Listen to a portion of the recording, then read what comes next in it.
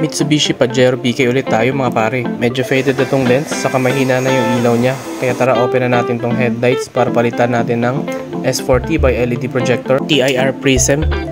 Yung stock na projector niya naka LED bulb lang, tapos yung bowl nito sobrang faded na. Bolt-on install gamit ang Mitsubishi Pajero BK na headlight bracket, kaya mukhang OEM pa rin yung itsura ng ating headlight. Hindi halatang napalitan unless umilaw na ito. Naglagay din tayo ng sealant para mas maganda yung kapit ng ating headlight lens cover, saka vent patches para mas makahinga yung ating headlight. Nag-upgrade din nga pala tayo ng fog lights into Q8 by LED projector fog lamps with high beam function. Gusto kasi ng client natin ay more on white na ilaw. Gumagana pa rin na maayos ang auto leveling ng headlight ng Pajero. Since plug and play or bolt on install lang yung bracket natin dito, walang sinira sa brackets, pwede pa rin ibalik sa stock. Yung projector fog lamps naman ay meron ding knob adjuster para pwedeng i-adjust pataas or pababa.